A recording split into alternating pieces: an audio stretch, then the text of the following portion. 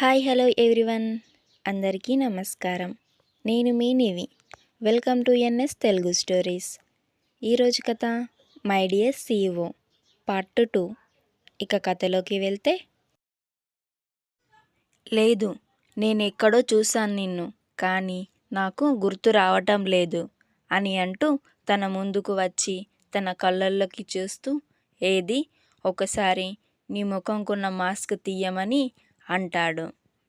అప్పుడు ఆ అమ్మాయి భయపడుతూ, లేదు, నేను తీయలేను సార్ అని చెప్తుంది.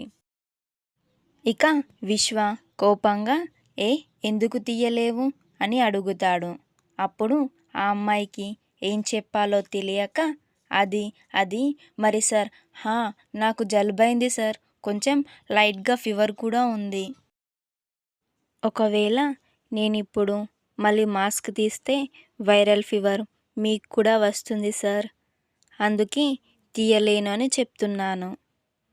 అయినా ఎందుకు సార్ ఇప్పుడు? మీరెవరో నాకు తెలుసు కానీ నేనెవరో మీకెలా తెలుస్తుంది సార్? నేనొక నార్మల్ ఎంప్లాయీని సార్ అని సడన్గా నోరు జారుతుంది ఆ అమ్మాయి. అప్పుడు విశ్వ, ఏంటి, నువ్వొక నార్మల్ ఎంప్లాయీవా అని అడుగుతాడు. అప్పుడు ఏంటిది, సడన్గా నోరు జారాను, దొరికిపోయినట్టున్నాను, ఇప్పుడు ఎలా కవర్ చేసుకోవాలి దేవుడా అని మనసులో ఆ దేవుణ్ణి తలుచుకుంటుంది ఆ అమ్మాయి. ఏంటి అడుగుతుంటే సమాధానం చెప్పట్లేదు అని విశ్వ అడుగుతాడు. అప్పుడు ఆ అమ్మాయి, అవును సార్, నేనొక నార్మల్ ఎంప్లాయీని, ఎందుకంటే నేనొక నార్మల్ టెక్నికల్ మేనేజర్ని మాత్రమే సార్. నాలాగా వేరే డిపార్ట్మెంట్లలో ఇంకా వేరే మేనేజర్లు కూడా ఉన్నారు కదా సార్ ఆఫీస్లో, అందుకే అలా అన్నాను అని కవర్ చేసుకుంటుంది ఆ అమ్మాయి. అప్పుడు విశ్వ ఆ అమ్మాయిని చూస్తూ, అవునా, నేను చూస్తుంటే కానీ నువ్వు చెప్పింది కానీ వింటుంటే నాకు నమ్మాలనిపించట్లేదు అని అంటాడు. అలా ఒకవేళ నేను నమ్మాలంటే నువ్వు చెప్పేది నిజమని నిరూపించుకోవాలి, అప్పుడే నేను నమ్ముతాను అని చెప్తాడు. అప్పుడు ఆ అమ్మాయి, నేను నిజమే చెప్తున్నాను సార్, ఒకవేళ మీరు నమ్మాలంటే నేనేం చేయాలో చెప్పండి సార్, నేను ఖచ్చితంగా చేస్తాను అని చెప్తుంది. అవునా, నిజంగా చేస్తావా? సరే అయితే నీ ముఖానికున్న మాస్క్ని తీసి ఒకసారి చూపించు, అప్పుడు నమ్ముతాను నువ్వు చెప్పేది నిజమని అని చెప్తాడు విశ్వ. అప్పుడు ఆ అమ్మాయి, ఏంటే ఇది, ఎరక్కపోయి ఇరుక్కున్నట్టయింది నీ పని అని తన మనసులో అనుకుంటూ చేతులు నలుపుతూ ఇక ఏం చేయాలో తోచక అక్కడే నిల్చుంటుంది. ఏంటి, ఏం చెప్పినా చేస్తా అన్నావు కదా, త్వరగా నీ ముఖానికున్న మాస్క్ తీసి చూపించు అని చెప్తాడు విశ్వ. అప్పుడు ఆ అమ్మాయి ఇక తప్పక తన ముఖానికున్న మాస్క్ తీసి చూపిస్తుంది. తనని చూసి ఒక్కసారిగా షాక్ అవుతూ, వర్ష, నువ్వేంటిక్కడ? ఎవరో ఉండాల్సిన ప్లేస్లో ఇక్కడ నువ్వున్నావేంటి? ఇక్కడ నీకేం తెలుసని, దేనిపైన కూడా కొంచెం కూడా ఐడియా లేదు, నువ్విక్కడేం చేస్తున్నావు అని కోపడుతూ వర్ష ప్రశ్నలు కురిపిస్తాడు విశ్వ. అలా కాసేపైన తర్వాత, నువ్వెక్కడుంటే నాకేంటి, ఏం చేస్తే నాకేంటి అని, సరే ఇప్పుడు నిన్ను ఇంటర్వ్యూ చేస్తాను, దానికి సరి అయిన సమాధానం చెప్పు అని చెప్పి స్టార్ట్ చేస్తాడు. విశ్వ అలా ఆ ఇంటర్వ్యూలో వర్షని కొన్ని క్వశ్చన్స్ అడుగుతూ దానినంతా కూడా రికార్డ్ చేస్తాడు. అలా ఇంటర్వ్యూ అయిన తర్వాత విశ్వ దగ్గరికి మహిత్ వచ్చి, ఎలా జరిగింది ఇంటర్వ్యూ, మీరు మా ప్రోడక్ట్స్ గురించి అంతా తెలుసుకున్నారా, మీరు ఇంప్రెస్ అయ్యారా అని అడుగుతాడు. అప్పుడు విశ్వ, నేను రిజల్ట్ ఇప్పుడే చెప్పాలనుకోవటం లేదు, కొంచెం టైం తీసుకొని ఆలోచించి చెప్తా అని చెప్పి వెళ్ళిపోతాడు. అలా కార్ దగ్గరికి వచ్చి కార్లో కూర్చున్న తర్వాత తన పిఏ అయిన చారి, సార్ మీరు ఇంకోసారి ఆ వర్ష గారి వలలో పడకండి. ఎందుకంటే ఇంతకుముందు ఆ అమ్మాయి మిమ్మల్ని ఎలా మోసం చేసి వెళ్ళిపోయిందో మీకు బాగా తెలుసు. మళ్ళీ తన వలలో పడి ఇబ్బంది పడకండి సార్. తను మీతో ఎలా విడిపోయిందో అదంతా మీకు గుర్తుకుంది కదా సార్ అని అడుగుతాడు తన పిఏ చారి. ఇక ఇదంతా చూస్తే మనకు ఇక్కడే అర్థమవుతుంది ఏంటంటే ఇదంతా కూడా విశ్వకు ముందే తెలుసు అని. ఇక్కడ ఈ కంపెనీలో వర్ష వర్క్ చేస్తుందని తనని కలవడానికే ఇక్కడికి మళ్ళీ వచ్చాడు విశ్వ అని. ఎందుకంటే తనకి ఎందుకు బ్రేకప్ చెప్పిందో తెలుసుకోవాలనుకుంటున్నాడు. అలాగే విశ్వ ఇంకా వర్షను ప్రేమిస్తున్నాడు. కాబట్టి వర్షని ఎలాగైనా తన సొంతం చేసుకోవడానికి మళ్ళీ తన లైఫ్లోకి వచ్చాడు విశ్వ. ఇక ఇక్కడ వర్ష విశ్వ దగ్గర నుండి ఒక రికార్డ్ తీసుకోవాల్సి ఉంటుంది. కానీ తను మర్చిపోవడంతో అది తీసుకోవడం కోసం మళ్ళీ విశ్వ కార్ దగ్గరికి వచ్చి ఏం మాట్లాడకుండా ఉంటుంది. తను అలా మాట్లాడకుండా ఉండటం చూసి తనని కార్ ఎక్కమంటాడు విశ్వ. కానీ తను నేను ఎక్కను కార్ అని చెప్పడంతో విశ్వ కోపంగా అలాగా, నువ్వు కార్ ఎక్కితే నేను మీ కంపెనీ ప్రొడక్ట్స్ గురించి ఆలోచిద్దాం అనుకున్నా అని చెప్తాడు. అప్పుడు వర్ష ఇక తప్పక కార్ ఎక్కుతుంది కంపెనీ కోసం.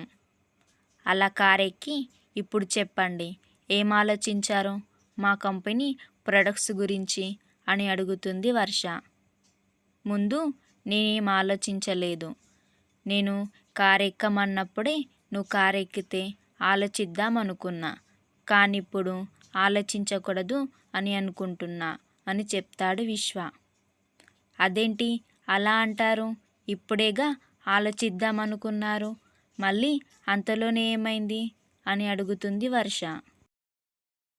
అప్పుడు విశ్వ నేను కార్ ఎక్కమన్నప్పుడే ఎక్కి ఉంటే అయిపోయేది.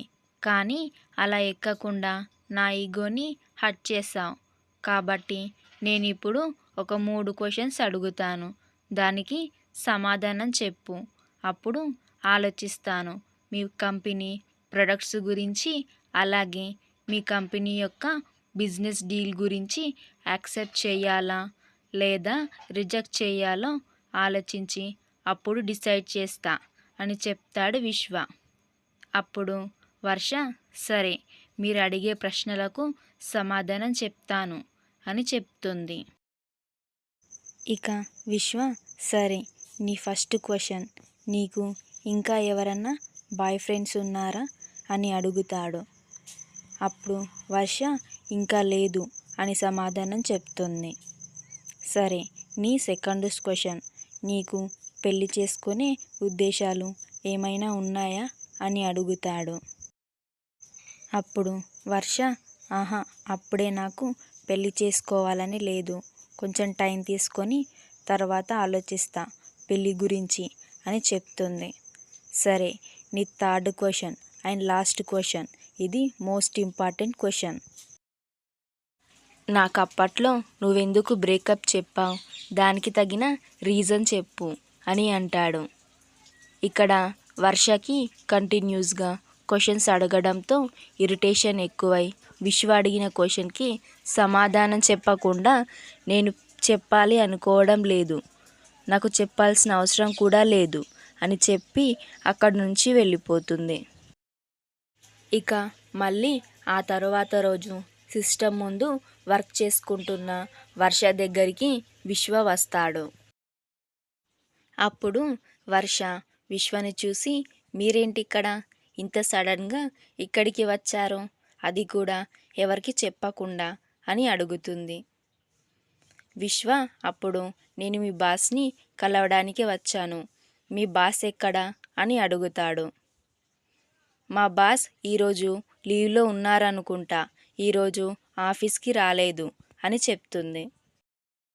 ఇక విశ్వ నేను అర్జెంటుగా ఎయిర్పోర్ట్కి వెళ్ళాలి, కానీ నా డ్రైవర్ తాగేసి ఉన్నాడు కాబట్టి అతను డ్రైవ్ చేయలేడు, అలా అని ఇప్పటికిప్పుడు నేను ట్యాక్సీ కూడా బుక్ చేసుకోలేను. కాబట్టి నాకు కొద్దిసేపు నువ్వే డ్రైవర్గా వస్తావా అని అడుగుతాడు. అప్పుడు వర్ష కాదనలేక సరే అని ఒప్పుకుంటుంది.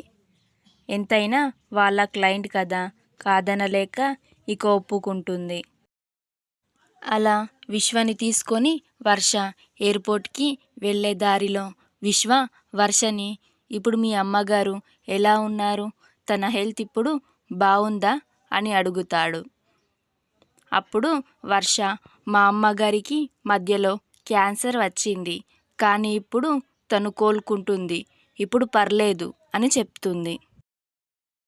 ఈ విషయం నాకు అసలు తెలియనే తెలీదు, ఒక్కసారైనా నాకు చెప్పాలనిపించలేదా, పోనీ కనీసం నా హెల్ప్ అయినా తీసుకుంటే నీ సొమ్మేమైనా పోతుందా అని కొంచెం సీరియస్ అవుతాడు విశ్వ. అలా కాసేపైన తర్వాత, సరే నేను మళ్ళీ తిరిగి వచ్చేసానుగా, ఇక నుంచి అన్నీ నేనే చూసుకుంటాలే అని చెప్తాడు. ఇక ఈ మాటల మధ్యలోనే ఎయిర్పోర్ట్ వచ్చేసింది. అలా విశ్వని ఎయిర్పోర్ట్లో డ్రాప్ చేసి తిరిగి మళ్ళీ ఆఫీస్కి స్టార్ట్ అవుతుంది వర్ష. మరి విశ్వ వర్ష మనసుని గెలుచుకొని ఎప్పటిలాగే వాళ్ళిద్దరు ఒకటవుతారా? మరి అద్భుతమైన కథనంతో, ఊహించని ట్విస్ట్లతో, క్యూట్ రొమాంటిక్ సీన్లతో సాగే ఈ కథ యొక్క నెక్స్ట్ ఎపిసోడ్ కోసం మన నెక్స్ట్ వీడియో చూడండి. కథ నచ్చితే లైక్ చేసి కామెంట్ చేయండి. ఇంకా ఇలాంటి ఇంట్రెస్టింగ్ వీడియోస్ కోసం మన ఛానల్ని సబ్స్క్రైబ్ చేసుకోండి. Thank you for listening.